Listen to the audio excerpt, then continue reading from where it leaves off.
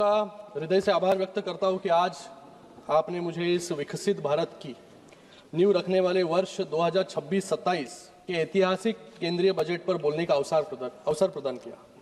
मैं अपनी पार्टी शिवसेना और हमारे नेता एकनाथ शिंदे जी के ओर से इस बजट का पूरा समर्थन करता हूं और छत्रपति शिवाजी महाराज जी की भूमि से मैं आता हूं। महाराष्ट्र की 12 करोड़ जनता की ओर से इस रिकॉर्ड 12वें बजट का समर्थन भी करता हूं।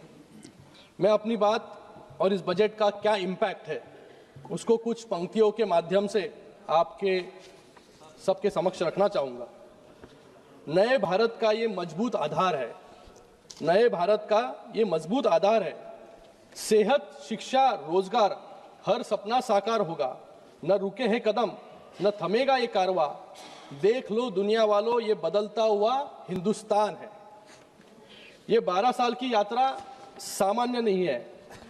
यह इस बात का गवाह है कि 12 सालों में 3 बार देश की जनता ने हमें आशीर्वाद दिया और 9 बार माननीय वित्त मंत्री जी ने यहां पर इस सदन में रिकॉर्ड बजट पेश किया। मैं उनका भी तहे दिल से यहां पर अभिनंदन करता हूं कि भारत के इतिहास में पहली बार सलग कंटिन्यूसली 9 बार बजट पेश करने का काम जो है वित्त मंत्री जी ने यहां पर किया है। कल कुछ लोग भाषण दे रहे थे और वो भी वीमेन, सारी महिला, और वो भी वीमेन देश की महिला। आने वाले समय में महिला राज इस देश में आने वाला है। 33% महिलाओं का आरक्षण जो है और सब कल कुछ लोग भाषण दे रहे थे यहां पर कि सारी कमियां गिना रहे थे, लेकिन मैं एक युवा होने के नाते आज की पीढ़ी को ये बताना चाहूंगा कि हमारा देश कहां था और हमारा देश आज कहां तक पहुंचा है। देश का बजट 2013-14 में सिर्फ 16.5 लाख करोड़ था। आज माननीय प्रधानमंत्री जी के नेतृत्व में हमारा बजट 53.5 लाख करोड़ का हो चुका है। यह हमारी भारत सरकार की ताकत है। तीसरी बार जीत और 3 गुना विकास। महोदय, आज ये सदन चल रहा है, कल से सदन चल रहा है। गए कई दिन कुछ साथियों ने सदन चलने नहीं दिया। कुछ लोग अनपब्लिश्ड डॉक्यूमेंट को प्रस्तावित करने की कोशिश यहां पर कर रहे थे। हाँ राहुल जी, सुनिए, बहुत कोशिश। आज भी यहां पर कुछ ग्रिप चोक इतना ही शुरुआत में मुझे सुनाई दिया। बजट पे भाषण है या किसी और चीज पर या मार्शल आर्ट्स पर। मार्शल आर्ट्स की क्लास अगर लेनी है हमें तो हम जरूर आएंगे आपके पास। लेकिन मुझे लगता है कि अगले समय से इस सदन में अगर हमारे नेता अगर भाषण करने के लिए आए तो मुझे लगता है कि जैसे कोई मूवी के पहले एक डिस्क्लेमर आता है कि यह भाषण पूरी तरह से काल्पनिक है, काल्पनिक घटनाओं पर आधारित है, इसका सत्य, तर्क या वास्तविकता से दूर दूर तक संबंध नहीं। ऐसा हमारे दो स्क्रीन है हमारे पास, वहां पर आप लगा सकते हो, तो सभी को जो समझना है वो समझ लेंगे। विपक्ष के साथी इकोनॉमी और नेशनल सिक्योरिटी पर बात कर रहे थे और उनके लिए आज मैं इस सदन के पटल पर कुछ पब्लिश्ड और फैक्ट चेक्ड इंफॉर्मेशन रखना चाहूंगा। सबसे पहले पूर्व आरबीआई गवर्नर सुब्बाराव जी की ऑटोबायोग्राफी जस्ट अ मर्सनरी, उसमें वो लिखते हैं, finance ministry pressurized RBI to soften interest rates and project an overly optimistic economic view. ये अभी कुछ लोग यहां पर बात कर रहे थे इकोनॉमी खतरे में है। ये लोग इकोनॉमिक ग्रोथ की गलत पिक्चर प्रेजेंट करने के लिए ऐसी नीतियां अपनाते थे।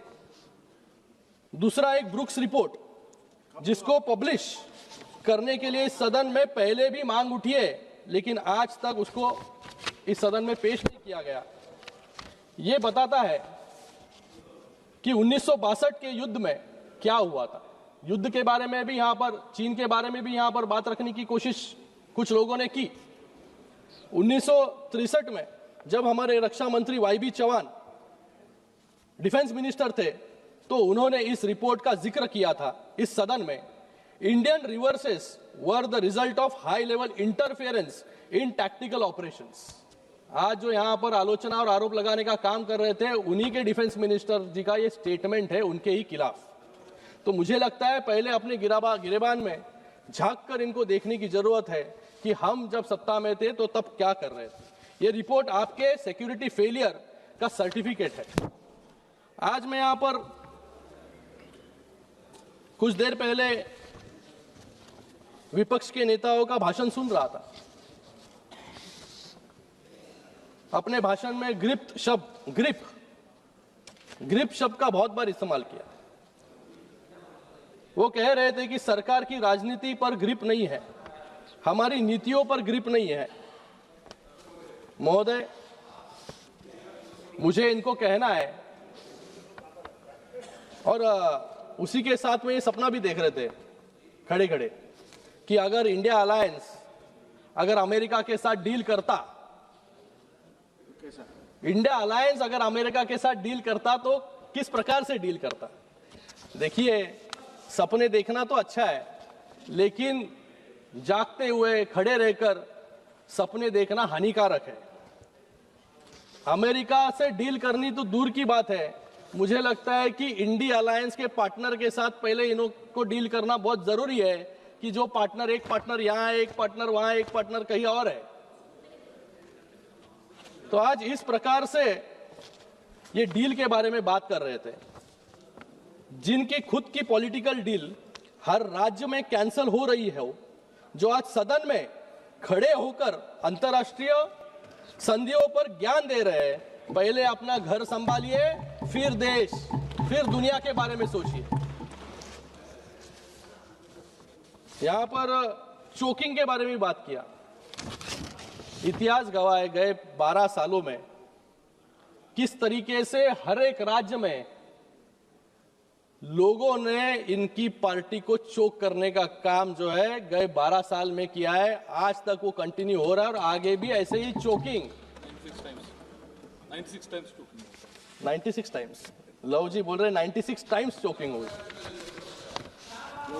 अरे तुम तो अभी वहां गए राहुल जी, यही थे, उसका लीजिए थोड़ा सा एडवांटेज। अगले बार वहां रहोगे तो चौक हो जाओगे।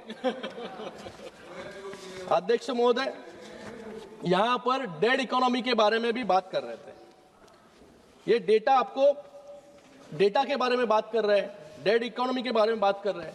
मैं कुछ तथ्य और डेटा यहां पर रखना चाहूंगा। ये डेटा आपको स्पष्ट कर देगा कि डेड इकोनॉमी जो थी वो 2014 के पहले ये विरासत में देकर गए थे, लेकिन 2014 के बाद माननीय हमारे प्रधानमंत्री नरेंद्र मोदी जी के नेतृत्व में ये डेवलपिंग इकोनॉमी की ओर जो है ये देश बढ़ रहा है। तीसरी बड़ी अर्थव्यवस्था बनने भारत जा रहा है। ये टेक्सटाइल इंडस्ट्री के बारे में आप कह रहे थे कि टेक्सटाइल इंडस्ट्री डेड है।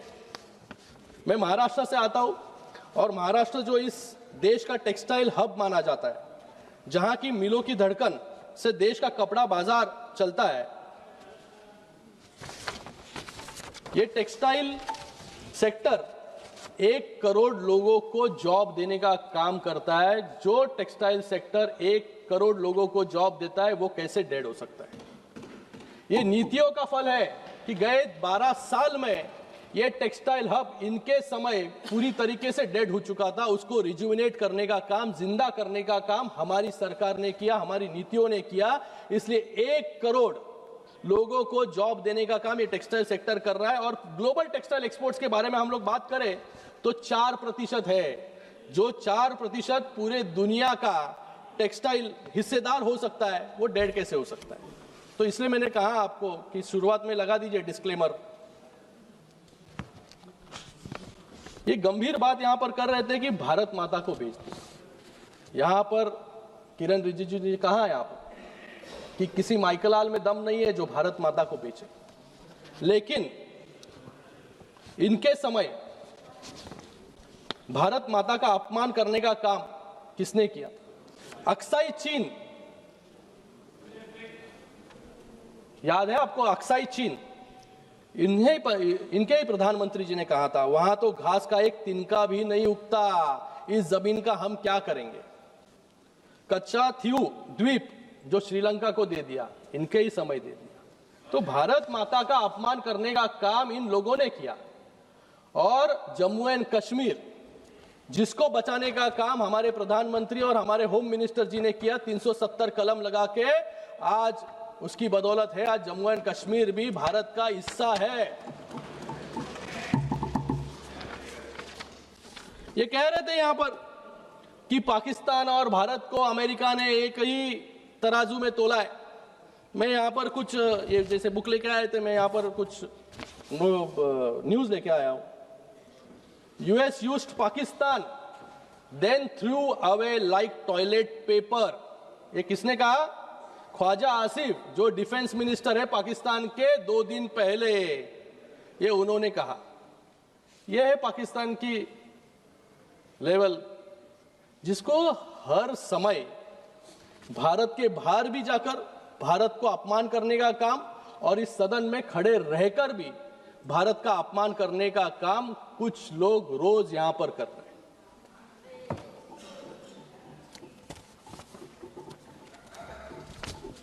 बजट में माननीय वित्त मंत्री जी ने तो युवाओं को सामने रखते हुए, रोजगार को सामने रखते हुए हमेशा यहां पर प्रश्न उठता था कि ये जो ग्रोथ हो रही है वो जॉबलेस ग्रोथ हो रही है। लेकिन ये बजट जो प्रस्तुत किया गया है वो 2047 को सामने रखते हुए, विकसित भारत को सामने रखते हुए, युवाओं को सामने रखते हुए, महिलाओं को सामने रखते हुए ये बजट प्रस्तुत किया गया है। इसलिए आज इस बजट से हमें सभी प्रश्नों के उत्तर यहां पर मिलते हैं कि ये बजट 2047 तक कैसे रोजगार उत्पन्न करके देगा। जॉबलेस ग्रोथ कह रहे थे ये, आज इस बजट में भारत को ग्लोबल बायो फार्मा हब बनाने का बजट ये है। 10,000 करोड़ का एलोकेशन किया गया है।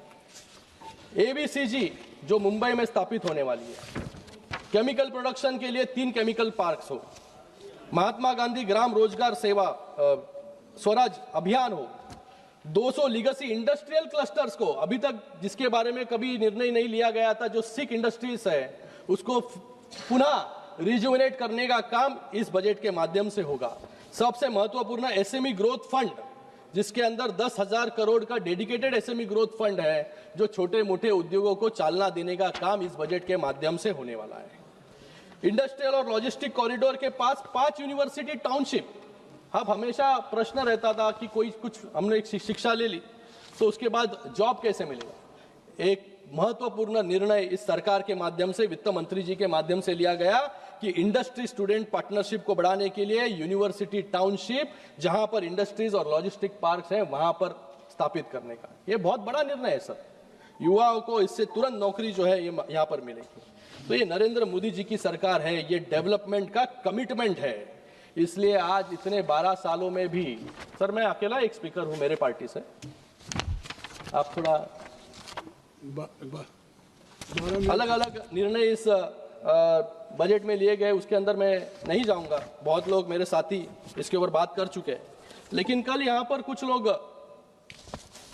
नेशनल सिक्योरिटी, महिलाओं पर अत्याचार, जीने से मरने तक का टैक्स देना पड़ता है, इसके ऊपर बहुत बड़ा भाषण जो है करके गए। अब मैं बताना चाहूंगा कि नेशनल सिक्योरिटी को सबसे ज्यादा कमजोर किसने किया है, कौन से राज्य ने किया है? वो है बंगाल का सरकार ने इस नेशनल सिक्योरिटी को सबसे ज्यादा डैमेज करने का काम किया है, क्योंकि सबसे ज्यादा घुसपैठिया जो है इस देश में बंगाल के माध्यम से सिर्फ वोट बैंक की राजनीति के लिए यहां पर छोड़े जाते हैं। आज मुंबई, महाराष्ट्र में भी सबसे ज्यादा घुसपैठिया और बांग्लादेशी आपको पाए जाएंगे। 1 अप्रैल 2011 से 30 सितंबर 2025 के बीच पश्चिम बंगाल के कुल 6,895 कंपनियां जो रजिस्टर्ड ऑफिस थे वो राज्य के बाहर चली गई। क्यों चली गई? ये आपकी नीतियों के वजह से चली गई। जिस बंगाल को हब ऑफ इनोवेशन कहा गया था, उस बंगाल को आज हब ऑफ इन्फिल्ट्रेशन बना दिया गया है, क्योंकि वहां पर इन्वेस्टर्स के लिए नहीं बल्कि घुसपैठियों के लिए रेड कारपेट जो है बिछाने का काम यहां पर हो रहा है। कुछ रिप्लाई छोड़ दें एफएम के लिए। मैं आपको कहूंगा कि कल यहां पर कहा गया कि हम कौन से भारत से आते। मैं कहना चाहूंगा कि यहां पर हम एक नए भारत से, जो 2014 के बाद एक विकसित भारत की ओर जा रहे हैं, उस भारत से मैं आता हूं।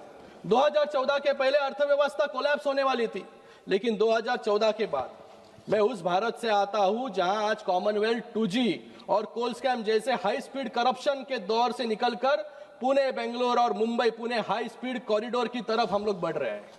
मैं उस भारत से आता हूं जो 9% इन्फ्लेशन से निकलकर 2 लाख स्टार्टअप्स और 120 यूनिकॉर्न्स के माध्यम से इनोवेशन की तरफ हम बढ़ रहे हैं। मैं उस भारत से आता हूं जहां कश्मीर में हम टेररिज्म से 2 करोड़ के रिकॉर्ड टूरिज्म की तरफ हम बढ़ रहे हैं। मैं उस भारत से आता हूं जो फ्रजाइल 5 की लिस्ट से निकलकर फास्टेस्ट ग्रोइंग इकोनॉमी बन रही है। मैं उस भारत से आता हूं जहां अब कम्युनल वायलेंस बिल वाली अपीजमेंट की राजनीति नहीं, बल्कि 25 करोड़ लोगों को गरीबी से बाहर निकालने वाली अपलिफ्टमेंट की नीति चलती है। मैं उस भारत से आता हूं जहां पहले की राजनीति करप्शन पथ पे चलती थी, आज कर्तव्य पथ पर चल रही है। मैं उस भारत से आता हूं जहां 2014 में हाईवे सिर्फ 91,000 किलोमीटर थे, जो आज 1.5 लाख किलोमीटर हो गए। सड़क बनने की रफ्तार 11 किलोमीटर प्रतिदिन से 34 किलोमीटर बन चुकी है। मैं उस भारत से आता हूं जहां पोर्ट्स की क्षमता 14 से बढ़कर 2700 MMTP हो गई है। मैं उस भारत से आता हूं जहां एयरपोर्ट 74 से बढ़कर 160 कर दिए गए। मैं उस भारत से आता हूं जहां नक्सलवाद शुरू हुआ था, आज हमारी सरकार ने 126 जिलों से सिमटकर सिर्फ 8 जिलों में रह गया है। मैं उस भारत से आता हूं जहां भारत का डिफेंस एक्सपोर्ट 2013-14 के 680 करोड़ रुपए से बढ़कर 2024-25 में 23,600 करोड़ रुपए तक हो गया है। यह है मेरा भारत, जिस पर मुझे गर्व है। ये नरेंद्र मोदी जी के नेतृत्व वाला नया भारत है, जो विकास, विरासत और जनता के विश्वास के साथ आगे बढ़ रहा है। आप कितने भी स्पीड ब्रेकर बनकर इसमें रोकने की कोशिश करें, ये रिफॉर्म एक्सप्रेस है। आप बुलेट ट्रेन की स्पीड से ही आगे चलेगी। मैं अंत में सर, अंत में सबकी बातों का जवाब दे दिया। अंत में सबका जवाब कंक्लूड कर रहा हूं सर, कंक्लूड कर रहा हूं। बहुत है अभी, लेकिन बहुत लोगों को बात करनी है यहाँ पर। अध्यक्ष महोदय, अंत में मैं इतना ही कहूंगा कि बजट महज पन्नों का पुलिंदा नहीं है। ये बजट किसान के खेत में पानी, युवा के हाथ में रोजगार और महिलाओं के जीवन में सम्मान और गरीब के घर में राशन की गारंटी है। ये जितने भी नकारात्मकता फैला दे, देश अब रुकने वाला नहीं है। देश अब अनपब्लिश्ड किताबों पर नहीं, पब्लिश्ड विकास पर ही विश्वास करेगा। और अंत में कुछ पंक्तियां, जहां उम्मीदें दम तोड़ती थी वहां हमने फूल खिलाए हैं। बड़ी तरकीब से कश्ती यहां तक लेकर आए हैं। बहुत बहुत धन्यवाद। बदल देते हैं हम दरिया की लहरें अपनी हिम्मत से, बदल देते हैं हम दरिया की लहरें अपनी हिम्मत से। आंधियों में भी अक्सर हमने चिराग जलाए हैं। इसी के साथ में मैं इस बजट का पूरी तरीके से समर्थन करता हूं। वित्त मंत्री जी का फिर से एक बार अभिनंदन करता हूं। धन्यवाद। जय हिंद, जय महाराष्ट्र। धन्यवाद। देश विदेशातील प्रत्येक घडामोडींचे लाईव्ह अपडेट मिळवण्यासाठी आता साम टीव्हीच्या सर्व सोशल मीडिया प्लॅटफॉर्मला लाईक, फॉलो आणि सबस्क्राईब करा। तसंच सर्व नोटिफिकेशनसाठी बेल आयकॉन प्रेस करायला विसरू नका।